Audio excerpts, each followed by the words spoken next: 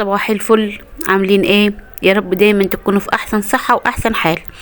النهاردة ان شاء الله هنعمل فراخ شيش او مشوية جميلة جدا في الفرن بتتبيلة تحفة، ونكهتها اروع من كده مفيش، وطعم لذيذ جدا، طيبة ودايبة ومستوية، دايبة دوب كده من الاخر. قبل ما نبدأ هنصلي على الحبيب المصطفى عليه الصلاة والسلام. عندي هنا دول فرختين حجم كيلو ونص الفرخة. لو انت عايزة تجيبي فرخة كبيرة بيكون افضل، بس انا هنا اللي كان موجود عندي فرختين صغيرين. هغسل الفراخ الاول وهقطعها كل فرخة 4/4. بعدين هجيب الصدر وهقطعه قطعتين بس من النص، وهعمل فتحات كده بالسكينة في اللحمة في الورك بتاع الفرخة من قدام ومن ورا عشان يتشرب التتبيلة معايا كويس، لكن هسيب الجلدة من بره سليمة زي ما هي. والكتف كده هقطعه قطعتين، وفي نفس الوقت همسك الجزء الكبير اللي فوق افصله بالسكينه من النص، لكن برضو هخليه لازق بالشكل اللي انتوا شايفينه قدامكم ده لحد ما اخلص بقى الكميه كلها. والورك نفسه لو انت عندك فرخه كبيره انا بقسم الدبوس عن العرضه بتاعه الورك. لو عندك فراخ صغيره زي اللي موجوده معايا النهارده دي، لا انا بخلي الورك سليم يا دوبك، بس بفصل الدبوس عن العرضه، اقطعه بس كده بالسكينه لكن اسيبه مع بعض. هنشوف بقى ايه التتبيله اللي هحطها على الفراخ عباره عن ايه. اهم حاجه عندي هنا انا بحبها مع الفراخ الشيش ان انا اجيب التوم يكون توم بقشره، بغسله عادي واحطه في الكبه، على فكره بيدي نكهه جميله جدا وطعم حلو قوي. والتوابل اللي موجوده عندي بقى، موجود عندي فلفل اسود، موجود عندي ملح، كركم، كمون، بابريكا، كاري، توابل الفراخ، وكمان بصلة كبيرة وطماطماية واحدة وقرنين فلفل لو عايز تستغني عنهم تمام. واهم حاجه علبه زبادي.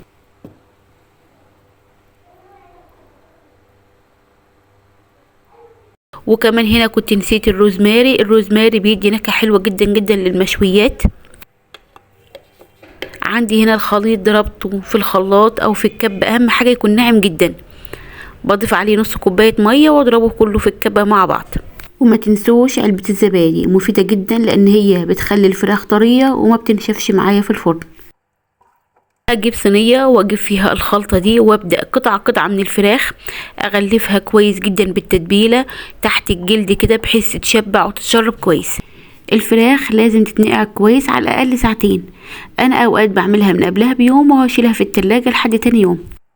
تابعي معايا وهقولك التكه اللي تخلي الفراخ طريه وطعمها احلى من بره. وما تنسوش الاشتراك في القناه عشان يوصلكم كل جديد، وتبقي استاذه وشاطره واشطر من اي شيف. بعد ما تبلت خلاص الفراخ كويس، يفضل انك تغطيها ببلاستيك راب او اي كيس موجود عندك، لان لو سبتيها في التلاجة ريحة الخلطة بتكون تقيلة جدا وبتكون نفاذة.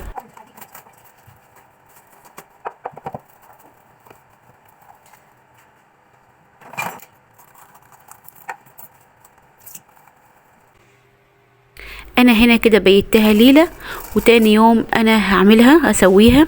لو عندك الفراخ صغيرة زي دي اهم حاجة تعلي الشواية او تعلي الفرن بتاعك عشان تتشوي معاك بسرعة والدم بتاعها ينشف، وفي نفس الوقت ما تنشفش منك في الفرن وتستوي بطريقة جميلة جدا وتكون طرية.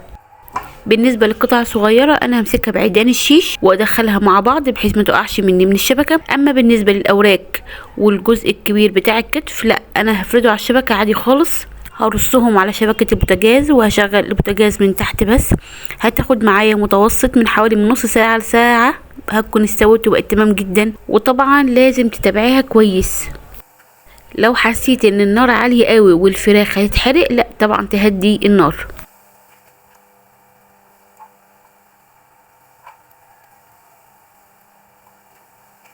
هنا بقى انا كنت حابه احط معاها اي خضار يبقى زي خضار سوتيه كده يبقى طعمه جميل جنب الفراخ، فجبت جزرتين وجبت بصله كبيره وقطعتهم مكعبات.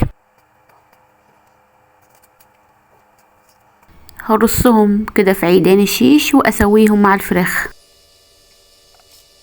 هي في نفس سوى الفراخ، انا ما سلقتهمش ولا حاجه، هيتشووا معايا وهيبقوا نص سوا، وفي نفس الوقت هيبقى طعمهم جميل جدا ونكهتهم حلوه قوي.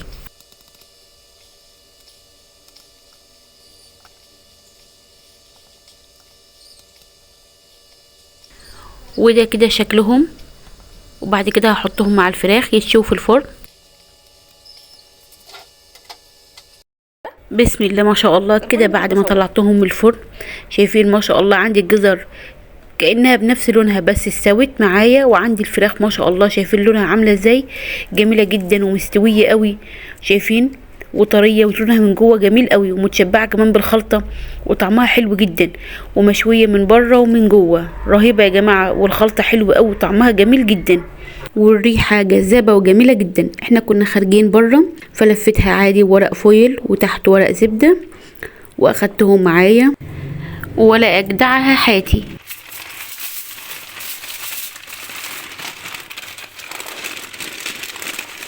وبعدين لفتها بالفويل، وبألف هنا وشفا لعيونكم. يا رب لو عجبكم الفيديو ما تنسوش اشتراك في قناتي وشير ولايك لكل اللي بتحبوهم، ودمتم يا رب دايما بصحة وعافية.